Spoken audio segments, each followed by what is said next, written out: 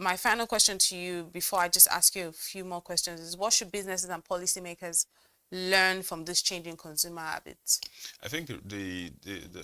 at the end of the day, it comes down to consumers who prioritize what helps their budgets to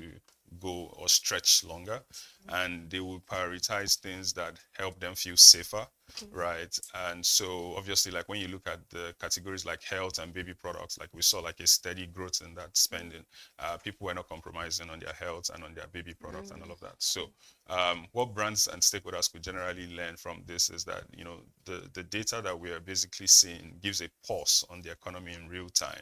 And for most brands that, for example, we had worked with,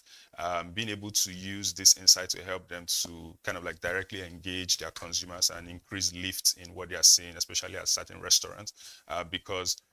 when restaurants combine offers that are personalized to the way the consumers are spending and how they are, you know, utilizing their money, it kind of helps those customers to understand that, you know, this business cares about me. They understand how I spend, and also in terms of, you know, access to microcredit and all of those type of utility and financial inclusion, because not a lot of people are being caught in the official banking infrastructure with, you know, formal lending and all of that. But these people spend money anyway, so they are usually very underbanked. And so this type of data sort of helps us understand how, you know, those who are in charge of, you know, providing microcredits, microlending, either to the small businesses themselves or even to the consumers, can better understand the cycle of cash flow, can understand priorities, can understand preference. And I think adding this layer of context to the economic data that already exists kind of provides a more personalized approach to financial inclusion, more personalized approach to